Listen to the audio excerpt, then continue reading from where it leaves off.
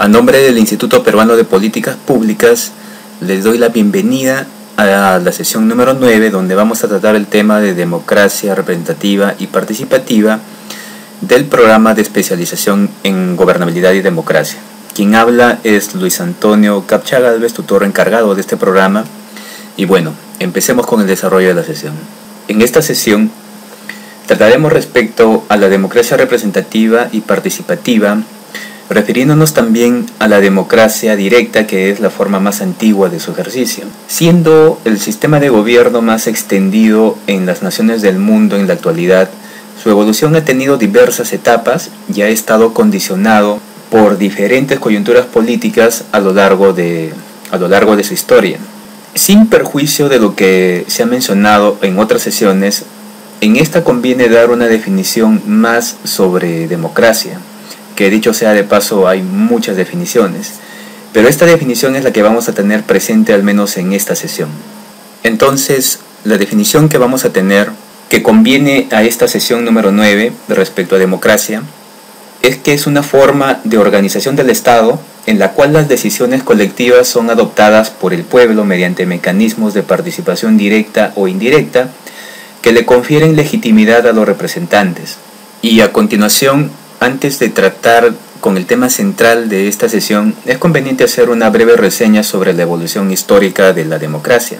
En este sentido, respecto a la democracia en Atenas, como forma de participación de los ciudadanos en las decisiones políticas, fue la ciudad de Atenas del siglo V a.C., tras la victoria de los griegos dirigidos por el estratega Pericles sobre los persas en las guerras médicas, que la polis, que es el nombre con el que se le conocía a las ciudades griegas, adquirió un cambio radical.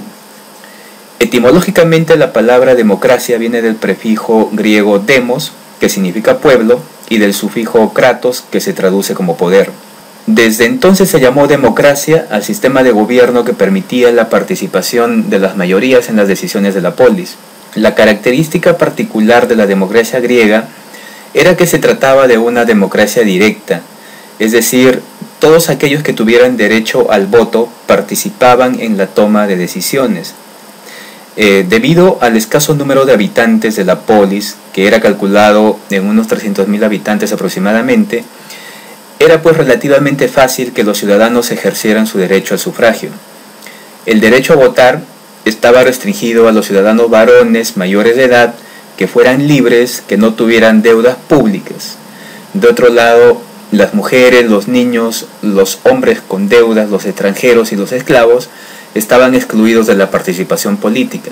Y a pesar pues de estas falencias, de estas exclusiones, la democracia de Atenas fue el primer intento de cambiar las formas de gobierno despóticas y autoritarias de la época, como la monarquía y la tiranía. Los ciudadanos escogidos pasaban a ser miembros de una asamblea que se encargaba de los asuntos políticos, administrativos y militares de la polis.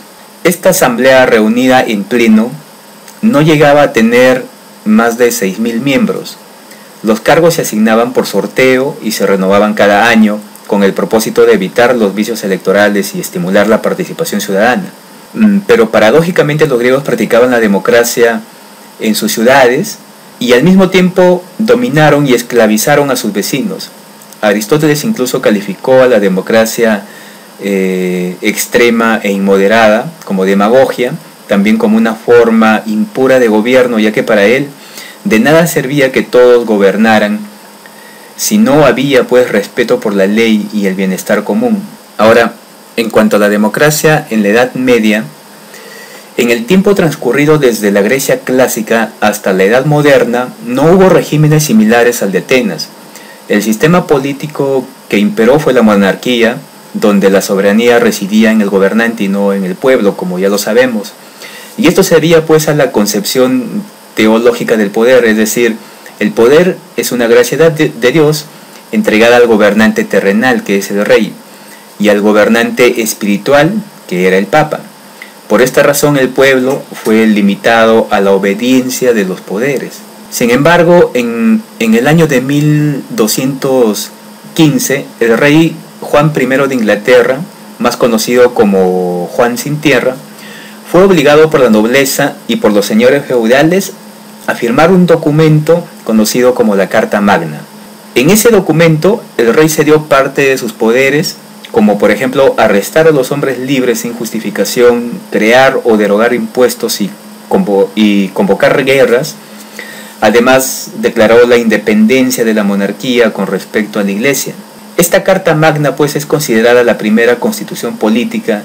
Desde su promulgación, los monarcas ingleses se vieron sometidos a lo establecido en esta carta, pero de otra parte se vieron obligados a constituir el parlamento con la representación del clero, de la nobleza y la incipiente burguesía que estaba floreciendo en Inglaterra. En lo sucesivo, el rey tuvo que someter sus decisiones a consideración del parlamento y ajustarlas a lo que estaba escrito en la Carta Magna. En la época de la Ilustración, la democracia tuvo un importante sustento filosófico en las ideas ilustradas que surgieron en Francia en la primera mitad del siglo XVIII. Sin embargo, el inglés John Locke se anticipó a otros autores franceses al exponer las líneas de su pensamiento cerca del año 1690. Según Locke, la soberanía emanaba del pueblo y no del gobernante.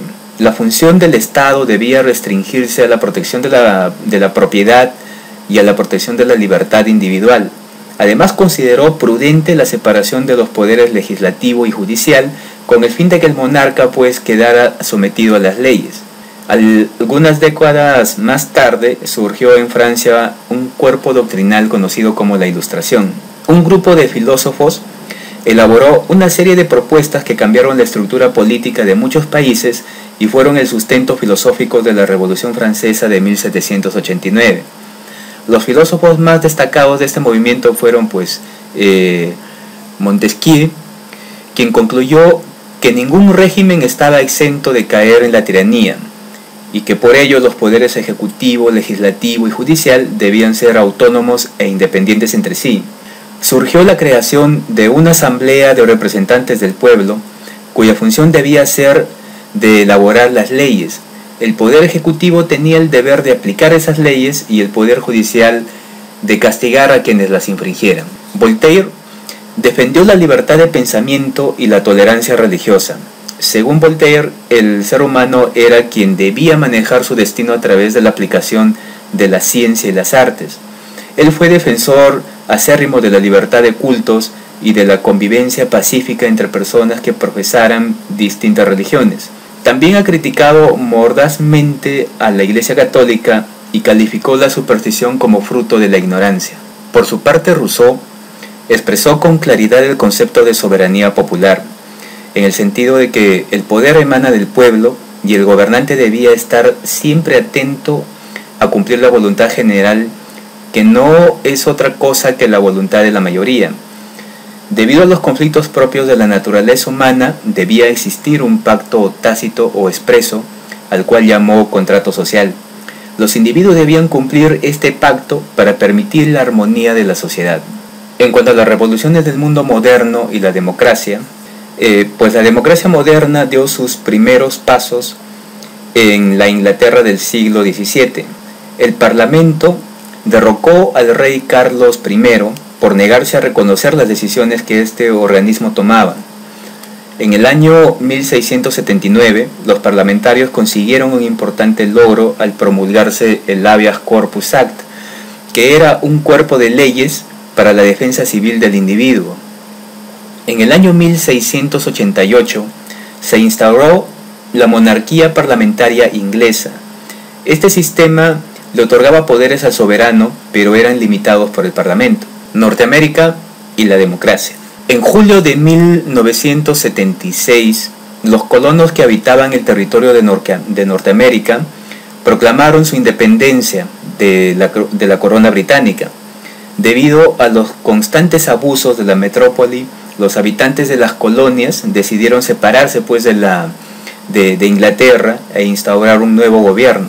Los norteamericanos convirtieron en una realidad política con la promulgación de la Declaración de la Independencia, la que contenía principios teóricos como la igualdad de los hombres ante la ley, el derecho a la vida, la propiedad y la felicidad y la legitimidad que tiene el pueblo para derrocar a un gobierno que se oponga a estos derechos.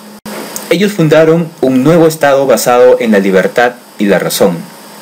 La legitimidad del derecho divino y los privilegios tradicionales quedaron abolidos. En el año 1783, después de haber derrotado a las tropas del ejército expedicionario británico, los colonos promulgaron la Constitución de los Estados Unidos de América, cuyos pilares de esta Constitución eran el principio pues de la soberanía y el sufragio de todos los ciudadanos. Ahora, muchos autores consideran de que la democracia no es tal si no cuenta con los siguientes elementos. El primero de ellos es la soberanía popular, en el sentido de la idea de autogobierno del pueblo, que se desprende directamente el elemento de la soberanía popular. El pueblo, como titular de la soberanía, lo es de todo el poder, pero su ejercicio se halla diversificado. Cuando la Constitución pues refiere que la soberanía nacional reside en el pueblo, de donde emanan todos los poderes del Estado, quiere significar que el pueblo, como titular del poder estatal, confiere su ejercicio a diferentes poderes u órganos y con ello legitima su actuación. A nivel internacional, desde hace varias décadas, muchas constituciones pues señalan más o menos de un modo similar a lo que estamos mencionando acá, que el pueblo es el titular del poder estatal. En cuanto al segundo elemento, que es la participación, esta es una característica más desarrollada de lo que hemos mencionado anteriormente en el primer elemento. La participación popular tiene lugar pues de dos formas, y adelantándonos más o menos a lo que vamos a ver más adelante, estas dos formas son la directa y la indirecta, que son formas de participación directa, por ejemplo, el referendo y la iniciativa popular. Son formas de participación indirecta o representativa, el sufragio universal, libre, igual, directo y secreto en elecciones periódicas. En cuanto al tercer elemento, que es el pluralismo, este tiene pues muchas variantes, como por ejemplo el pluralismo social, cultural, étnico, religioso, lingüístico, sindical, etc. Si bien todas ellas tienen un ulterior significado político, es el pluralismo de partidos el que más directamente afecta al funcionamiento del sistema institucional. Sin pluralismo no podemos hablar pues de que haya una libre competencia política, ni que por lo tanto tampoco haya elecciones libres y disputadas. La democracia de por sí es pluralista. En cuanto al cuarto elemento, si la autocracia se basa en el temor, la democracia no puede apoyarse sino en el consenso de los ciudadanos acerca de los valores básicos sobre los que se asienta pues o debe asentarse sobre las reglas del juego político. En cuanto al quinto elemento, que es el principio de la mayoría, todos los votos valen igual porque todos los ciudadanos valemos igual. No hay pues otro criterio democrático de adopción de decisiones colectivas que el criterio cuantitativo, que es el de contar votos y hacer valer como decisión de los votantes el señalado por la mayoría de los votos.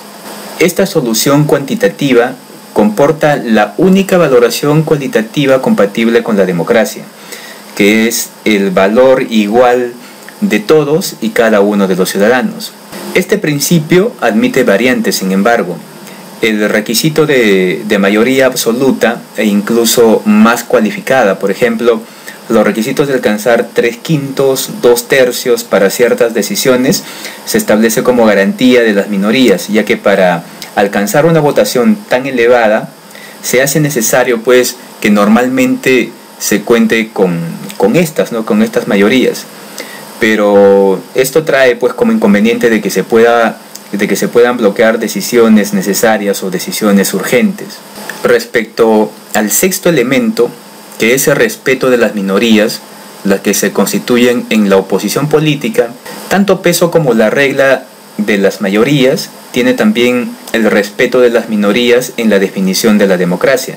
La consideración de las minorías implica pues la institucionalización directa o indirecta de la oposición política. En la democracia de partidos, la real y efectiva división de poderes es la que se establece entre el partido o coalición mayoritaria que gobierna la minoría que se opone. La oposición es la conciencia crítica, es el freno del gobierno, y así pues gobierno y oposición son igualmente necesarios para la democracia.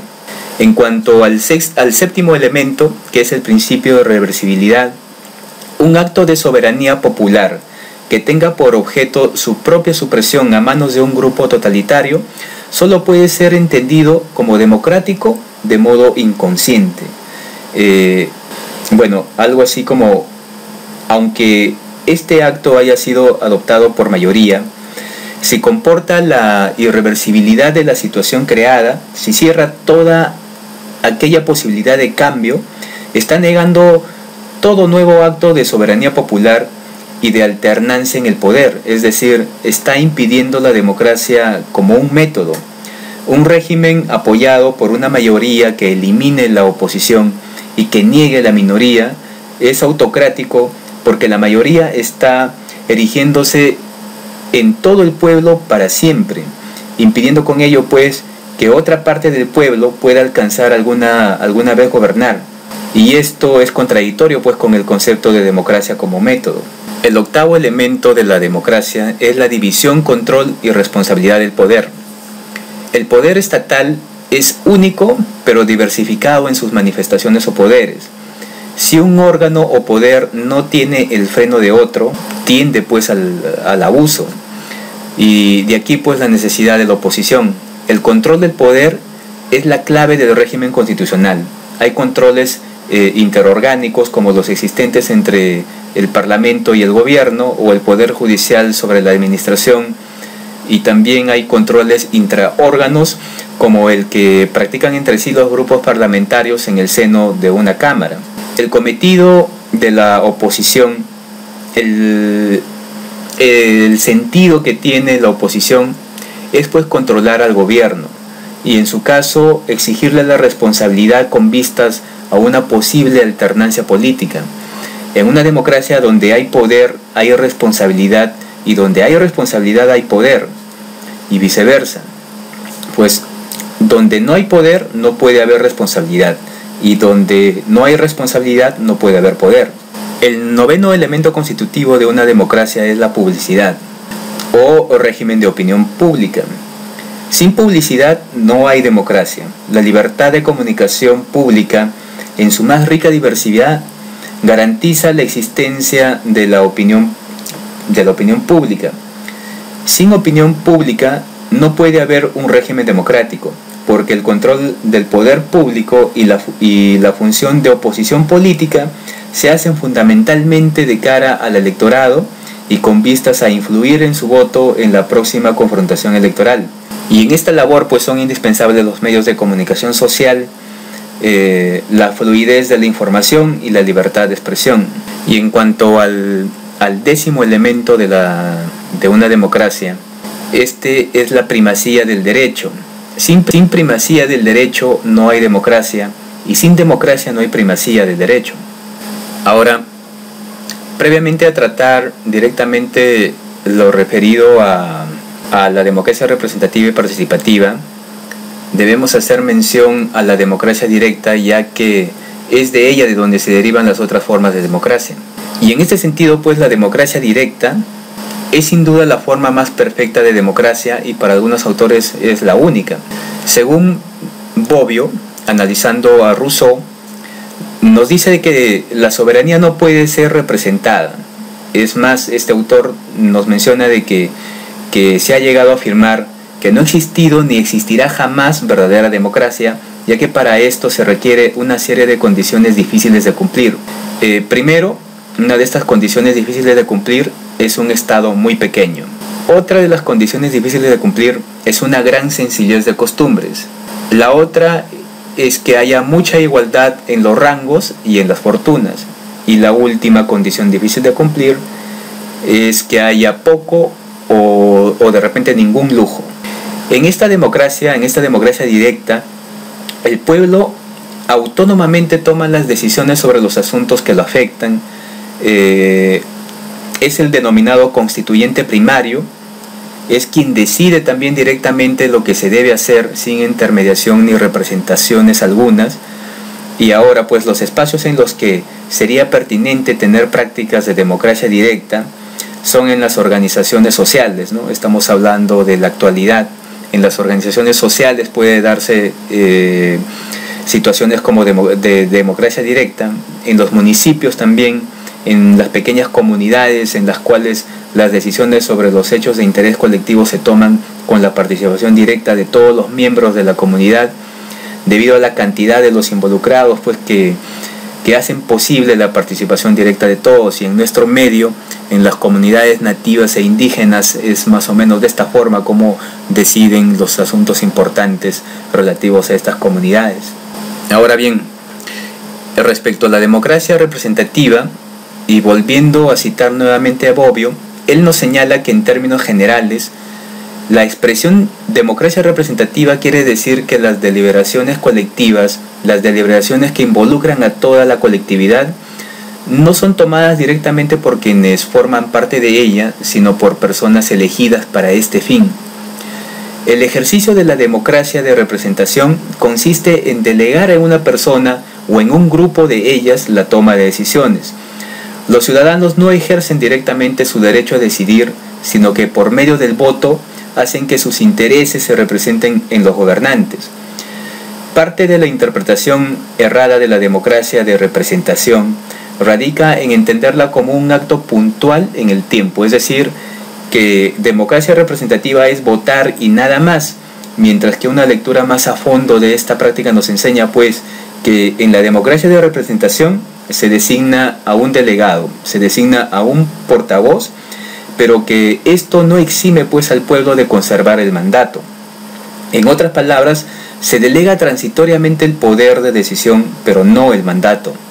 En última instancia, pues, el gobernante termina siendo el mandatario, pero la ciudadanía conserva su investidura de mandante. Y como mandante, pues, tiene la potestad de quitarle esa investidura que le ha dado al representante en el momento que lo decidan los ciudadanos. Ahora, en cuanto a la democracia participativa, el eje central de la democracia participativa es la organización ciudadana, es decir, la capacidad que tenga la ciudadanía para juntarse y organizarse de acuerdo con sus intereses o sus aspiraciones. En este sentido, pues, la democracia de participación supera la toma de decisión y la delegación del voto y reemplaza las actuaciones individuales por la acción colectiva en torno a intereses del mismo tipo. Ante todo, participar es pues involucrarse, es tomar parte. En este sentido, Sartori pues establece la diferencia entre el ejercicio del voto y el verdadero alcance de la participación. Nos dice, votar es votar y basta. No es bastante para calificarlo de tomar parte, que es involucramiento y empeño activo. Asimismo, nos dice también que la democracia participativa permite constantemente la intervención de las ciudadanas y ciudadanos en los asuntos públicos. Esto quiere decir pues que tiene una frecuencia de participación superior a la representativa, que es solo con el voto, pero no tan complicada como la directa, que es la asamblea permanente. Ahora, por su lado, Claude Lefort señala que la participación implica el sentimiento de los ciudadanos de estar vinculados en el juego político. Implica también el sentimiento de ser tomados en cuenta en el debate político y no el sentido de esperar pasivamente las medidas favorables a su destino. Ahora, si bien es cierto que nuestra Constitución ha abierto espacios importantes pues para la democracia participativa, es necesario reconocer que esta forma de democracia apenas está empezando a desarrollarse, sobre todo al interior de nuestro país. Como bien sabemos, su consolidación es muy lenta y las estadísticas muestran además de que las organizaciones de la sociedad civil cada vez están participando menos en la conformación de los comités de coordinación tanto regional como local. No podemos olvidar pues que por muchas décadas las prácticas centralistas han sido pues lo que ha tenido bastante preponderancia en la forma de gobernar que hemos estado viviendo al menos en nuestro país. Y bueno, esto ha sido todo respecto a esta sesión número 9. En la siguiente sesión vamos a ahondar un poco más respecto a la democracia participativa. Hasta entonces y muchas gracias.